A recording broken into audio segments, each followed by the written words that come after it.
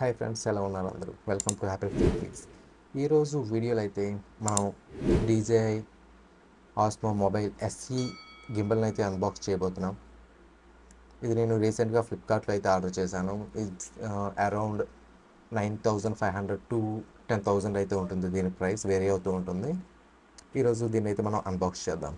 ముందుగా అయితే let's peel this of this cover. Okay, ఈ కవర్ని అయితే పీల్ చేద్దాం.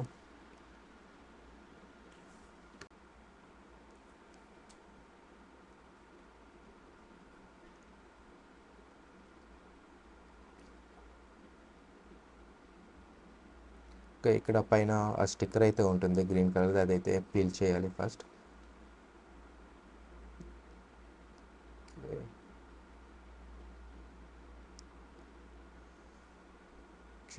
ఇలా ఓపెన్ చేయగానే ఫస్ట్ మనకు ఒక ఎన్వలప్లా ఒక ప్యాకేజ్ అయితే ఉంటుంది. దానిపైన ముందు అక్కడ డెమో అయితే ఉంటుంది, లైక్ ఎలా సెటప్ చేయాలి ఏంటి అని.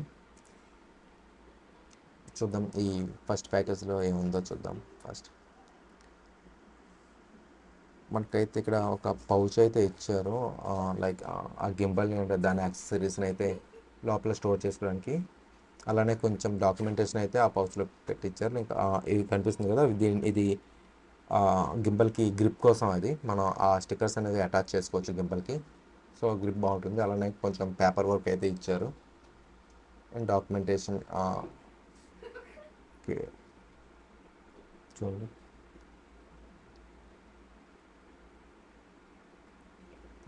ఇంత పేపర్ వర్క్ మనకి ఎక్కువ కనిపిస్తుంది.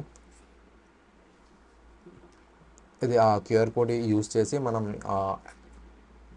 యాప్ని అయితే డౌన్లోడ్ చేసుకోవచ్చు. దాన్ని స్కాన్ చేస్తే డైరెక్ట్గా అది యాప్ స్టోర్కి అయితే కనెక్ట్ అవుతుంది. ప్లే స్టోర్లో అయితే ఆ అప్లికేషన్ లేదు. ఆ అప్లికేషన్ ఏంటంటే డీజేఐ మెమో అని ఉంటుంది. ప్లే స్టోర్లో అయితే అప్లికేషన్ లేదు, ఓన్లీ యాపిల్ స్టోర్లో అయితే అవైలబుల్గా ఉంది. కానీ ప్లే స్టోర్లో కావాలంటే, లైక్ మీ ఆండ్రాయిడ్ ఫోన్లో డౌన్లోడ్ చేసుకోవాలంటే దానికోసం ఒక ఏపీకే ఫైల్ ఉంటుంది, ఏపీకే డౌన్లోడ్ చేసుకోవాలి. ఈ క్లాంప్ లైక్ మన ఫోన్ అయితే అటాచ్ చేసుకోవాలి. అక్కడ స్టిక్కర్ ఉంటుంది కదా, అక్కడ మనకు కనిపిస్తుంది, అక్కడ ఎన్గ్రేవ్ వేసి ఉంటుంది. ఎటువైపు అయితే కెమెరా ఉంటుందో అటువైపు మాత్రం అది ఫిక్స్ చేయాలి. అలానే మనకి ట్రైపాడ్ ఒకటి ఇచ్చారు, లైక్ మనం టైం ల్యాబ్స్ కానీ సూపర్ ల్యాబ్స్, హైపర్ ల్యాబ్స్ ఇటువంటివి తీయడానికి, లేదంటే ఒక పర్టికులర్ లొకేషన్లో అయితే మనం దాన్ని ఫిక్స్ చేసి ఉంచుకోవచ్చు. ఓకే, ట్రైపాడ్ బిల్డ్ క్వాలిటీ అయితే చాలా బాగుంది ట్రైపాడ్ది అయితే. అలానే ఇది USB-A to USB Type-C port అయితే మనకు ఉంటుంది ఛార్జింగ్ కోసం, ఛార్జింగ్ పెట్టుకోవడానికి గింబల్కి. అలానే గింబల్ని అయితే పీల్చేద్దాం. ఇంకా దీని బ్యాటరీ కోసం మాట్లాడుకుంటే కంపెనీ వాడు 8 hours వరకు వస్తుందని చెప్తున్నాడు. కానీ మనం రివ్యూలో అయితే చూద్దాం బ్యాటరీ బ్యాకప్ ఎలా వస్తుందో, అలానే ఛార్జింగ్ టైం అయితే ఎంత తీసుకుంటుందో ఫుల్ అవ్వడానికి. ఇది మ్యాక్సిమం ఒక 45 minutes తీసుకుంటుంది అని నేనైతే అనుకుంటున్నాను, ఫుల్ ఛార్జ్ అయితే అవ్వడానికి. చూద్దాం రివ్యూలో.